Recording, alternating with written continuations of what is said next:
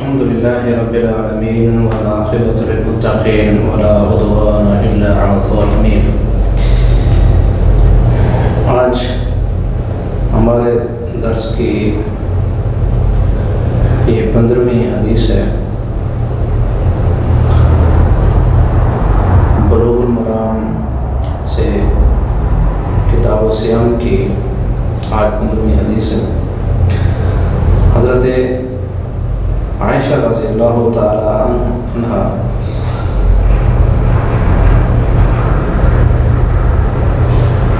آج ہمارے درس کی 15ویں حدیث ہے۔ عائشہ رضی اللہ تعالی عنہ سے وہ فرماتی ہیں کہ کان رسول اللہ صلی اللہ علیہ وسلم یقبل وهو صائم ویباشر وهو صائم، کہ آپ صلی اللہ علیہ وسلم بوسہ لیتے تھے روزے کی حالت میں اور مباشرت کرتے تھے روزے کی حالت میں، وَلَكِنَّهُ أَمْلَكُكُمْ لِإِرْدِهِ، لیکن وہ اپنی طبیعت پر بہت زیادہ تم سے زیادہ کنٹرول رکھنے والے تھے۔ متفق علیہ، واللفظ لمسلم، بخاری مسلم کی حدیث ہے۔ وزاد فی روایت فی رمضان، اور ایک روایت کے اندر رمضان کے الفاظ بھی ہیں۔ یہ حدیث کہ آپ صلی اللہ علیہ وسلم روزے کی حالت کے اندر بوسہ بھی لیتے تھے اور مباشرت بھی کرتے تھے۔ سب سے پہلے اسی طرح اس میں لفظ جو ہے وہ سمجھنے والے ہیں، بوسہ بھی لیتے تھے روزے کی حالت میں اور مباشرت۔ یہاں لفظ جو مباشر جو استعمال ہوا ہے روزے کی حالت میں، وہ مباشرت جو ہے وہ جماع کے علاوہ ہے، یعنی خاوند اور بیوی کے جسمانی تعلق کے علاوہ جو مباشرت ہے، بوس و کنار ہے، اور جسم سے ملنا۔ بشر جو ہے اصل چمڑے کو کہتے ہیں، چمڑے کا چمڑے کے ساتھ ملنا۔ بعض علماء نے یہ بھی کہا کہ یہ آپ صلی اللہ علیہ وسلم کے ایک ہی بستر کے اندر خاوند اور بیوی کے لیٹنے کے حالات کو بیان کر رہا ہے، جماع کے علاوہ۔ یہاں جماع مراد نہیں ہے، مباشرت جو ہے ایک عام لفظ ہے، تو یہاں مباشرت جو ہے وہ جماع کے معنی میں نہیں ہے۔ اس کے علاوہ جو کام ہے ایک خاوند بیوی کے ساتھ جو بوس و کنار کرتا ہے وہ اس سے مراد ہوئی ہے۔ تو معانقہ نہیں، معانقے کے علاوہ جو دوسرے کام ہیں وہ سارے۔ تو عرب کا مطلب یہ ہے کہ اپنی طبیعت کے اوپر جو ہے یہ اپنے نفس کے اوپر کنٹرول ہونا، یعنی بوسہ لیتے ہوئے اپنی بیوی کے ساتھ جو ہے بوس و کنار کرتے ہوئے اپنی جسم پہ اپنے طبیعت کے اوپر کنٹرول ہونا۔ تو حضرت عائشہ رضی اللہ تعالیٰ عنہ ارشاد فرماتے ہیں تم سے زیادہ آپ اپنے آپ پر کنٹرول رکھتے تھے۔ اس حدیث پر آپ حضرات غور کریں تو آپ صلی اللہ علیہ وسلم کی یہ ایک داخلی زندگی ہے، یہ ایسی زندگی ہے کہ جو آپ صلی اللہ علیہ وسلم کے بستر کی اور آپ صلی اللہ علیہ وسلم کی اندرونی زندگی۔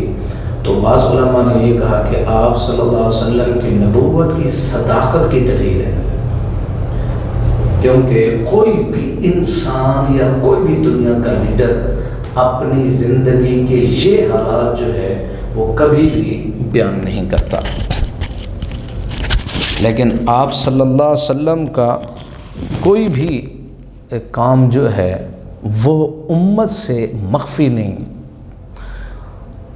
اور آپ بعض لوگ یہ کہتے ہیں، بعض علماء یہ کہتے ہیں کہ آپ صلی اللہ علیہ وسلم کی یعنی بیویوں کے ساتھ اتنی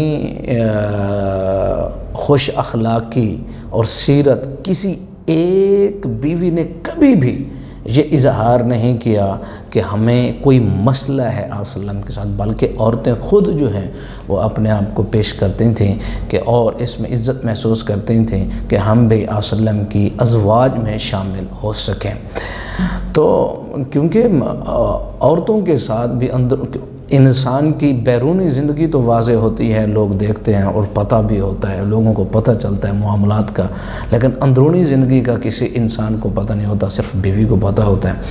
اور ازواج مطہرات میں سے کسی ایک بھی بیوی نے کبھی بھی یہ اعتراض نہیں کیا کہ آپ صلی اللہ علیہ وسلم کی زندگی کا یہ جو پہلو ہے یہ ایسا ہے یا اس میں کوئی خامی ہے۔ تو علماء کہتے ہیں کہ آپ صلی اللہ علیہ وسلم کی نبوت کی صداقت کی بڑی دلیل یہ ہے کہ آپ کی اندرون خانہ جو زندگی ہے وہ بھی اعلیٰ پائے کی مکمل اور اکمل زندگی، اور ہم سب مسلمانوں کے لیے وہ اسوہ حسنہ ہے۔ سب سے پہلی بات، بوسہ روزے کی حالت کے اندر جو ہے وہ جائز ہے، اور یہ آپ صلی اللہ علیہ وسلم، حضرت عائشہ رضی اللہ تعالی عنہ نے اس بارے میں بتایا، یہ بخاری اور مسلم کی حدیث کہ کان رسول اللہ صلی اللہ علیہ وسلم یقبل وہو صائم۔ اب دیکھیں حضرت عائشہ رضی اللہ تعالی عنہ بیوی ہیں اور اپنے خاوند کے متعلق بتا رہی ہیں کہ آپ صلی اللہ علیہ وسلم ایسا روزے کی حالت میں کرتے تھے۔ اب لوگ جو ہیں اعتراض کرنے والے اعتراض کرتے ہیں کہ دیکھیں یہ شریعت کے اندر کیسی باتیں ہیں کہ آپ صلی اللہ علیہ وسلم بوسہ لیتے تھے، اور حضرت عائشہ رضی اللہ تعالیٰ نے یہ حدیث بیان کر رہے ہیں۔ یہ کام عبادتاً، یعنی روزے کی حالت کے اندر آپ یہ کام کر سکتے ہیں، یعنی جائز ہے یا ناجائز ہے؟ یہ کام عبادت جو ہے، عبادتاً یہ کام نبوت کی زندگی میں اگر ہوا وہ چھپا نہیں رہ سکتا، وہ عبادت ہے۔ تو پھر اس کو ظاہر کرنا مسلمان کی زندگی کے لیے نمونہ ہے، تو مسلمان اس پر اعتراض کیوں کرے؟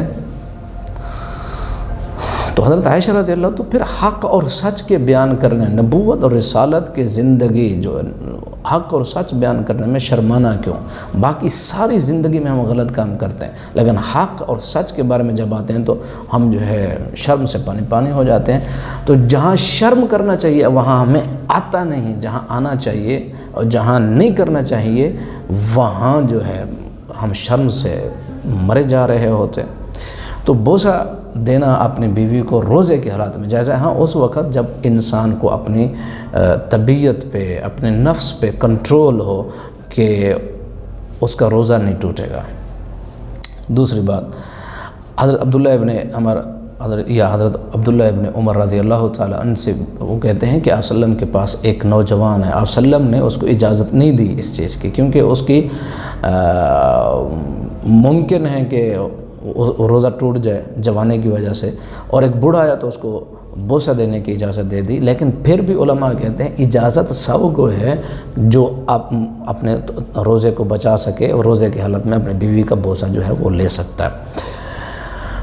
اور مباشرت جو ہے علماء یہی کہتے ہیں، جمہور کا موقف یہی ہے کہ مباشرت بھی کر سکتا ہے بوس و کنار، یعنی بوس و کنار میں وہ ساری چیزیں آ جاتی ہیں جماع کے علاوہ، جسمانی تعلق کے علاوہ ساری چیزیں خاوند کے لیے، بیوی کے لیے وہ جائز ہیں اگر وہ اپنے آپ پر کنٹرول رکھتے ہیں، تو پھر ایسا۔ اور دوسری بات یہ کہ مزی سے جو ہے وہ روزہ نہیں ٹوٹتا ہے، مزی سے روزہ نہیں ٹوٹتا، لیکن منی سے روزہ ٹوٹ جائے گا۔ مزی سے جو ہے وہ روزہ نہیں ٹوٹتا ہے، اس سے وضو ہوتا ہے۔ جس طرح حضرت علی رضی اللہ تعالیٰ عنہ سے پوچھا، حضرت علی رضی اللہ تعالیٰ عنہ نے آپ صلی اللہ علیہ وسلم سے پوچھا تھا، اللہ کے رسول، ایک دوسرے ساتھی کے ذریعے کہ مجھے بہت زیادہ یہ مسئلہ ہے، تو آپ صلی اللہ علیہ وسلم نے ارشاد فرمایا اس سے وضو کرو اور شرمگاہ کو دھو لو۔ تو مزی جو ہے اس سے وضو ہے، منی سے جو ہے اس سے روزہ ٹوٹ جاتا ہے، وضو ٹوٹ جاتا ہے، بندہ ناپاک ہو جاتا ہے۔ وہ بڑی نجاست ہے، مزی چھوٹی نجاست ہے، یعنی حد سے اصغر ہے۔ حد سے اصغر کا مطلب یہ کہ آپ ناپاک ہو جاتے ہیں، وضو کرتے ہیں، وضو میں پاکی آ جاتی ہے۔ اور دوسرا جو ہے جو منی ہے وہ ناپاکی بڑی ہے، نجاست ہے، اب اس میں کچھ نہیں کر سکتے سوائے یہ کہ ذکر اذکار کے، جو ذکر اذکار زبان پہ قرآن بھی نہیں پڑھ سکتے، یادیں بھی نہیں پڑھ سکتے۔ نجاست کی حالت میں جب آپ غسل جنابت کہ آپ کو غسل جنابت آپ کو کرنا ہے تو اس وقت ذکر کے علاوہ آپ کچھ بھی نہیں کر سکتے، یعنی قرآن یاد بھی نہیں پڑھ سکتے۔ تو یہ ساری چیزیں، تو اصل مسئلہ وہی ہے کہ جس مسلمان کو اپنے آپ پر بھروسہ ہو، اعتماد ہو اور وہ کنٹرول کر سکتا ہو تو وہ بوسہ بھی لے سکتا ہے۔ مباشرت بمعنی یعنی ایک لباس کے اندر، ایک لباس کہتا ہوں، ایک چادر کے اندر، ایک رضائی کے اندر سو بھی سکتے ہیں جماع کے علاوہ، لیکن یہ ہے کہ اگر ڈر ہو تو سد ذرائع، یعنی اس ذرائع کو بند کر دینا چاہیے، جس طرح ما لا یتم الواجب الا به فهو واجب، یعنی جو وسائل اور ذرائع جو ہم نے کام کرنا ہے، یعنی روزے کو بچانا ہے تو وسائل اور ذرائع جو روزے کو توڑنے والے ہیں تو پھر ان وسائل اور ذرائع کو روکنا پڑے گا۔ میں آپ کو مثال دیتا ہوں کہ یہ اصول اور قاعدہ ہے، ما لا یتم الواجب الا به فهو واجب، یعنی جو کام واجب ہے اس کے وسائل ذرائع بھی واجب ہیں۔ مثلا آپ کو نماز پڑھنا ہے تو نماز کے لیے وضو اور طہارت ساری چیزیں وہ ضروری ہیں۔ اگر آپ کا مطلب آپ بوسہ لینا چاہتے ہیں، یہ سارے وسائل ذرائع ہیں، بیوی سے معانقہ کرنا، گلے ملنا، یہ ساری چیزیں اگر وہ روزہ توڑنے والی چیزیں ہیں، آپ کو لگتا ہے روزہ ٹوٹ جائے گا، یہ ذرائع ہیں، وسائل اور ذرائع ہیں، تو ضروری ہے آپ کو کہ وہ ذرائع آپ استعمال کرنے رک جائیں۔ اسی طرح بہت ساری وہ چیزیں جو آپ کو کفر اور شرک کی طرف لے جاتی ہیں، گناہوں کی طرف لے جاتی ہیں، وسائل اور ذرائع ہیں، ان وسائل اور ذرائع کو ترک کرنا واجب ہو جائے گا، چھوڑنا واجب ہو جائے گا۔ تو یعنی ما لا یتم الواجب الا به واجب، جو واجب جو ہے اکیلا نہیں ہوتا، جو وسائل اور ذرائع کے بغیر ادا نہیں ہو سکتا، تو وہ وسائل اور ذرائع واجب ہو جاتے ہیں۔ تو اللہ رب العزت ہم سب مسلمانوں کو اسلام سمجھنے کی توفیق دے، اس پر عمل کرنے کی توفیق عطا فرمائے۔ وما علینا الا البلاغ المبین۔